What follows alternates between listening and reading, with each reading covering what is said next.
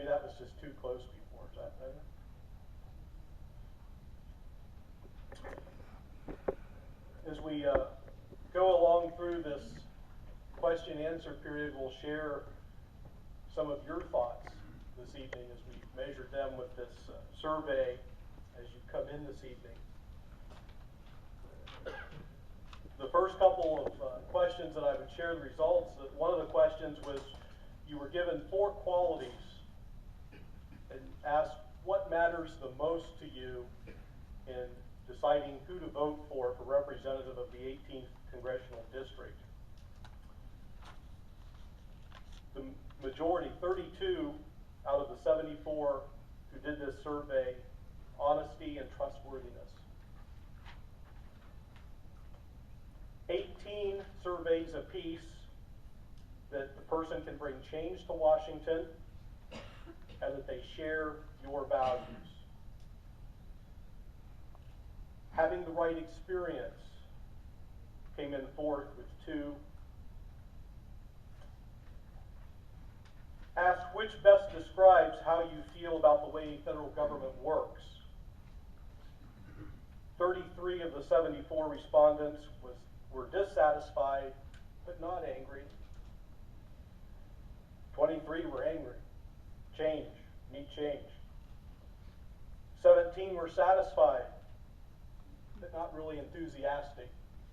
And there's a couple of real optimists out there. They were enthusiastic in how the federal government works. Our first question for the candidates, they will each get 2 minutes.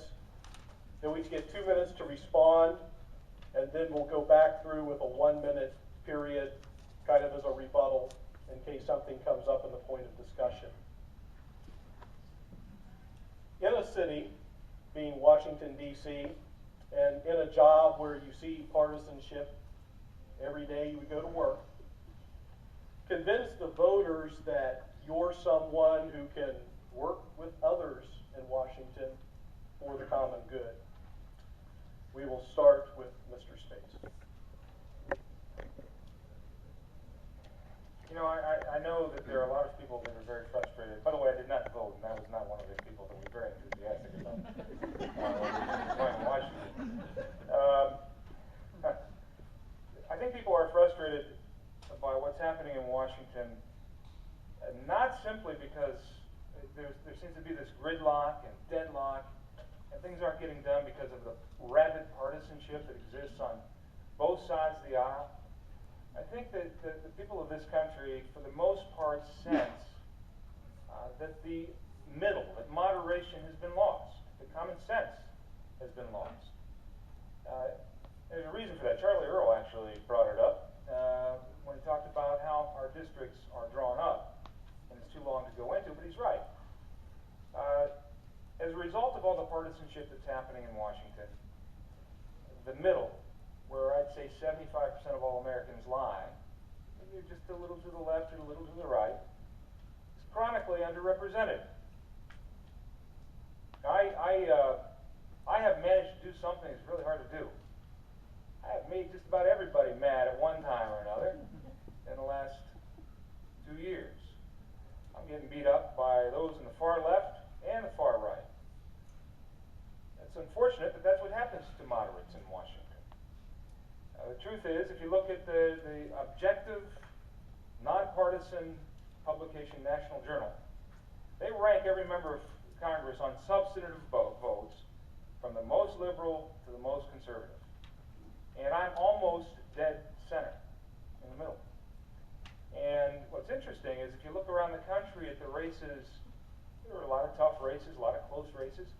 A lot of those moderates, really on both sides of the aisle, are the ones who face getting beat. So we run the risk of moving even farther in the direction of partisanship. I haven't been afraid to buck my party leadership on guns, immigration, estate taxes, health care, coal, the list goes on and on. But it's not because I wanted to buck my party leadership for the sake of bucking my party leadership. It's because with those issues and others, I felt that my party was wrong when it came to what was best for my district.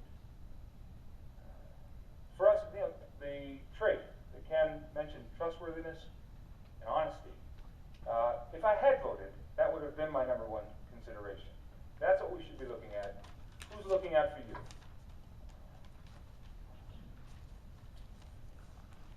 Mr. Sutton, if you would respond to the question next. Again, convince the voters that you're someone who can work with the others in Washington for the common good.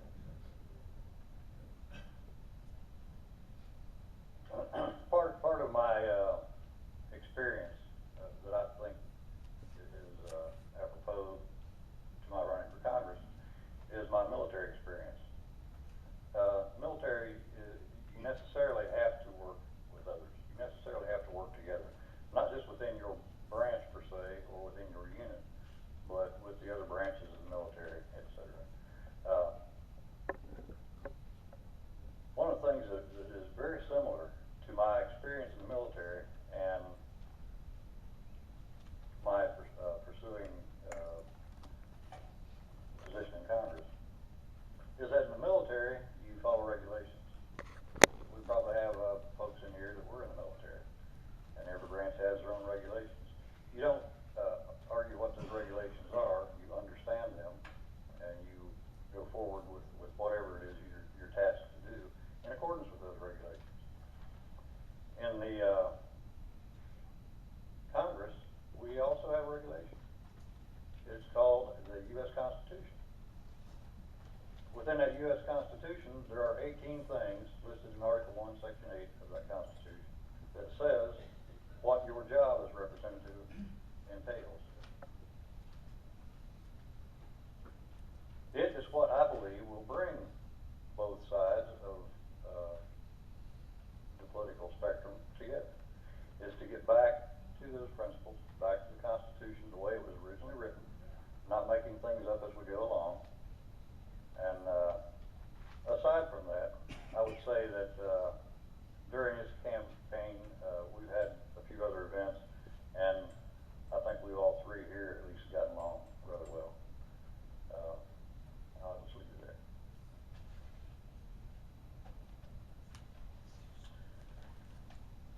And Mr. Gibbs, come and convince us that you're someone who can work with others, maybe in your own party or maybe not in your own party, for the common good.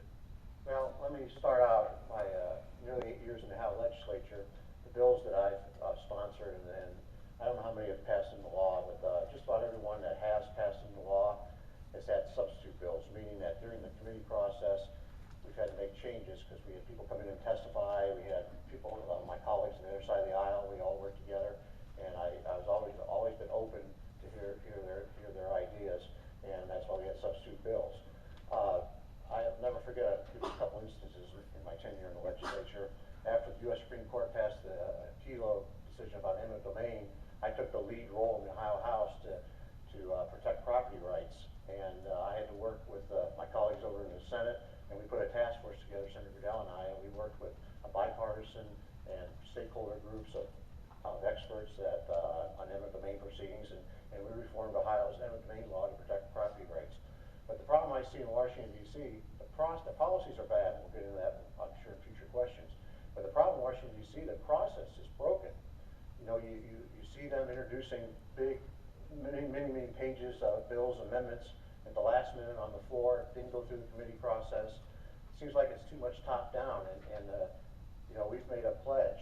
It's called Pledge to America. It says we're going to open up the committee process, we're going to let the committees function, because when the legislative process, our founding fathers had it right, when the legislative process is allowed to function, it's a great process because it's open and transparent, and everybody can come in and anybody can testify and get their opinion and direction to where we need to go.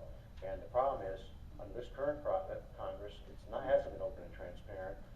When the Speaker of the House says we got to pass this health care bill, I have to find out what's in it. That was just bizarre to me.